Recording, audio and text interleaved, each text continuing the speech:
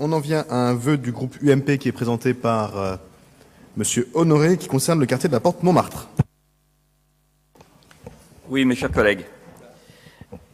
Considérant que de nombreux habitants expriment leur exaspération quant à la dégradation de leur cadre de vie, que des pétitions ont témoigné à de multiples reprises de la dégradation de la vie quotidienne des habitants, considérant que de nombreux habitants ont le sentiment de ne pas être entendus, considérant que de nombreux habitants se plaignent de la présence de personnes dans les halls d'immeubles qui sèment le trouble et qu'ils se plaignent également de vendeurs à la sauvette, par exemple Maïbinet, notamment le week-end, considérant qu'ils se plaignent également des incivilités et des comportements agressifs de certains vendeurs à la sauvette, sans parler de la recrudescence du proxénétisme et du trafic de drogue, et enfin qu'ils se plaignent du mauvais entretien des rues du quartier.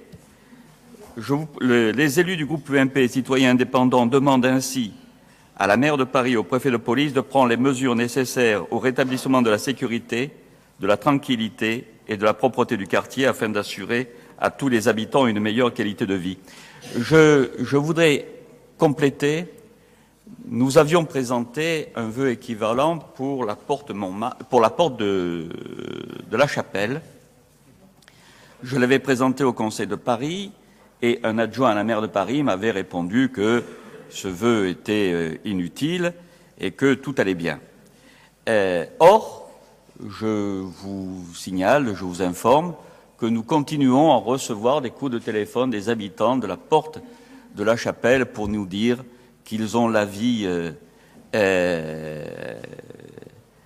ennuyée, qu'ils sont ennuyés, par la présence de taxis de taxis sauvages ou de covoiturage, parce que tout dépend le terme que l'on emploie, mais ça pose encore problème.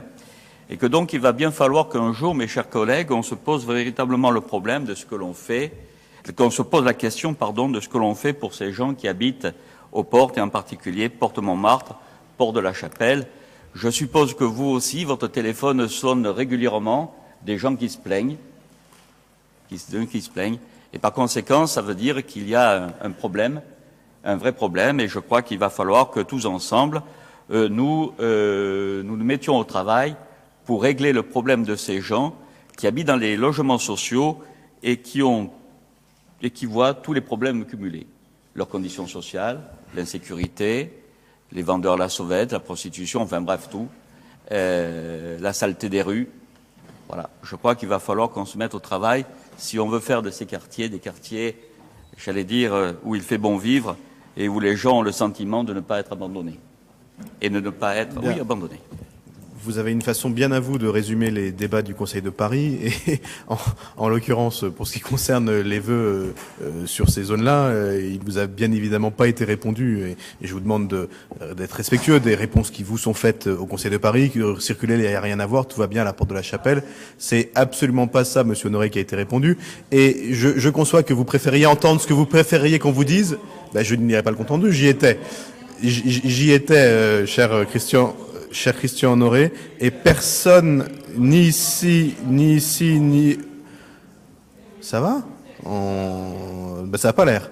Et personne, mais j'invite le public, c'est même pas la peine d'aller lire le compte rendu, d'aller regarder les vidéos, ce sera encore plus rapide, pour se rendre compte de l'inanité de la façon dont vous résumez des débats qui n'ont absolument pas eu cette teneur-là. Loin s'en faut, y compris parce qu'il a été répondu assez précisément sur les démarches qui étaient entreprises, à la fois en matière d'urbanisme et en matière plus directement de gestion très difficile de la question des taxis. Mais pour ce qui est de la Porte Montmartre, je vais demander à Sarah Proust de vous répondre en veillant bien à dire tout ne va pas formidable. Voilà, il y a des sujets pour qu'on n'aille pas raconter ailleurs qu'ici des absurdités telles que ce qu'on vient d'entendre.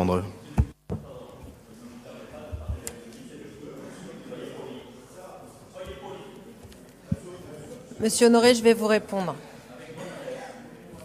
Monsieur Honoré, je vais vous répondre avec beaucoup de politesse. D'abord parce que vous posez un sujet réel, mais avant de parler de la Porte Montmartre, permettez-moi de vous dire qu'effectivement notre téléphone sonne beaucoup sur l'ensemble des quartiers du 18e arrondissement, et qu'il y a exactement une semaine, nous étions avec le maire dans une réunion avec beaucoup de riverains de la Porte de la Chapelle, avec lesquels nous avons évoqué effectivement les sujets de tranquillité publique, mais aussi les sujets d'urbanisme, mais aussi les sujets de propreté, mais aussi les sujets associatifs, aussi les sujets liés à la culture, et que dans ces réunions de riverains, même si les questions de tranquillité publique prennent beaucoup d'importance, nous avons aussi le temps et le loisir de pouvoir évoquer tous les autres sujets avec les riverains et de pouvoir construire avec eux un certain nombre de projets sur l'arrondissement. Alors, pour répondre à votre vœu sur la question de la Porte Montmartre, au risque de vous étonner un peu, Monsieur Honoré, je vais vous remercier d'avoir déposé ce vœu parce que ça nous permet, et ça me permet ce soir de pouvoir dire beaucoup de choses sur ce quartier important de l'arrondissement, tout ce que nous y avons fait, tout ce que nous allons continuer à y faire,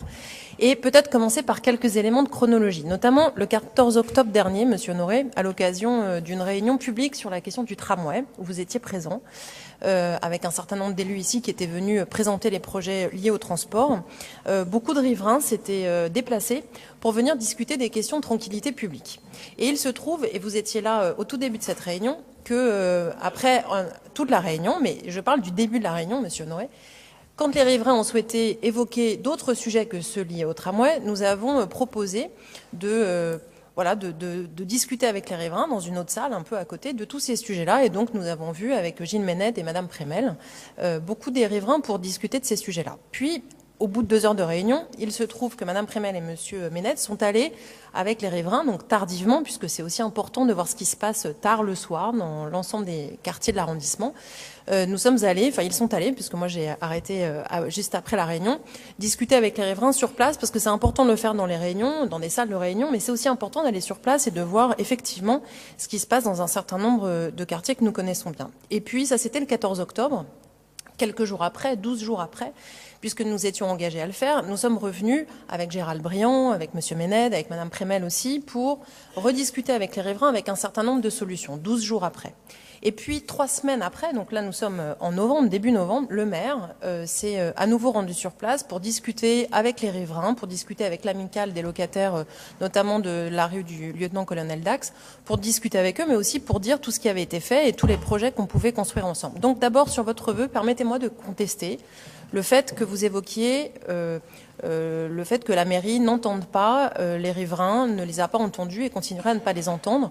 Nous avons été très nombreux à nous déplacer, très nombreux à discuter des sujets de tranquillité publique, mais au-delà, les questions d'urbanisme aussi qui sont importantes dans ce quartier-là et les questions sociales. L'autre élément que vous évoquez dans votre vœu, c'est lié à la question de la vente à la sauvette. Moi, j'aimerais parler d'abord de la question du carré au bifin, parce que oui, il y a depuis quelque temps une augmentation des vendeurs à la sauvette dans le quartier. Cette augmentation-là, elle fragilise le fonctionnement du carré au bifin, ça fragilise aussi, enfin en tout cas ça crée beaucoup de nuisances pour les riverains et nous en sommes conscients. Pourquoi en sommes-nous arrivés là? Parce que c'est important aussi de pouvoir comprendre un peu les situations pour pouvoir les régler au mieux. D'abord, des dispositifs notamment policiers ont été renforcés sur la porte de Montreuil, ce qui a évidemment des conséquences porte Montmartre, et aussi, puisque les derniers événements que nous avons évoqués au début de ce conseil municipal ont eu un impact fort sur la question des effectifs de police et sur leur emplacement à Paris. Le carré au bifin a été fermé le week-end du 17 janvier, et parce que la DPP, en tout cas les agents de la DPP, ont exercé un droit de retrait, parce que dans le cadre du plan Vigipirate Attentat, ils souhaitaient être dotés de gilets pare-balles, ce qui a été fait le vendredi suivant, et donc le carré a réouvert le lendemain. Mais c'est vrai que le carré a fermé, il y a eu plus d'espace pour la vente à la sauvette. Je souhaite à cet égard rappeler l'engagement de la ville et l'engagement de la police pour faire en sorte que l'activité du carré au bifin se passe dans les conditions les plus confortables possibles pour tout le monde, et rappeler quand même, parce que votre vœu ne le dit pas malheureusement, que pour les 3 jours habituels de ce marché-là, ce sont 2 équipages de la DPP, parfois 3, 2 équipages c'est 12 personnes, parfois 3 équipages qui sont sur place, des effectifs locaux du commissariat et des effectifs à cheval de la garde républicaine. Alors, on sait que ce n'est que ce dispositif-là global et d'ensemble qui permet d'avoir une pérennité du carré au bifin, mais aussi de la tranquillité non seulement des riverains, des vendeurs, des bifins et surtout des riverains. Et nous savons que c'est uniquement par ce travail de long terme, qui est d'abord un travail de court terme, mais qui doit être poursuivi, que le travail que l'on mène sera efficace. Alors, l'ensemble des élus qui sont concernés, je sais que Gilles Ménette dira un mot sur les questions de propreté, l'ensemble des élus concernés, sur toutes les délégations que vous pouvez évoquer dans votre vœu, la police aussi, du 18e arrondissement et la garde républicaine, mais aussi tous les agents de la ville et notamment la DPP, sont très engagés sur l'ensemble de l'arrondissement, mais aussi évidemment sur la question de la porte Montmartre. Et votre vœu sous-entend que ni les uns ni les autres, c'est-à-dire ni les élus, ni les agents de la ville, ni la police ne feraient quoi que ce soit, ne seraient engagés sur l'environnement de la porte Montmartre, sur lequel il y a encore beaucoup de travail à faire, mais sur lequel nous sommes vraiment profondément engagés les uns et les autres. Et donc, au regard de la façon dont votre vœu est formulé, au regard des éléments très peu juste en relation avec ce qui est fait, de la façon dont vous le dites, de la façon et des mots que vous avez choisis, nous contestons votre vœu et donc j'en appelle au rejet. Merci. Gilles Ménette. Oui, bonjour. Merci, monsieur le maire. Effectivement, je souscris totalement à ce qu'a dit Sarah Proust dans l'analyse effectivement de la situation. Nous nous sommes beaucoup déplacés effectivement sur le secteur et nous avons commencé à faire un certain nombre de choses. Je voudrais revenir sur un certain nombre de points concernant l'engagement des services de la DPE, qui traite effectivement ce quartier de manière globale, que ce soit tout au long de la semaine par les services de la DPE, également aussi sur les marchés de l'avenue de la Porte Montmartre, et donc le prestataire privé qui gère le carré au Biffin du samedi au lundi en faisant un traitement spécifique tous les soirs de ce carré au Biffin, en traitant, comme on va le dire, les urines tous les soirs, en faisant un lavage ensuite en fin de ce carré au Biffin les lundis soirs. Donc effectivement, il y a un traitement spécifique qui est fait. Ajouter à cela le traitement habituel de la DPE qui est de s'occuper de la collecte des ordures ménagères tous les matins et également des réceptacles de propreté qui sont vidés tous les jours. Donc effectivement, moi aussi je conteste cette idée selon laquelle on n'aurait rien fait.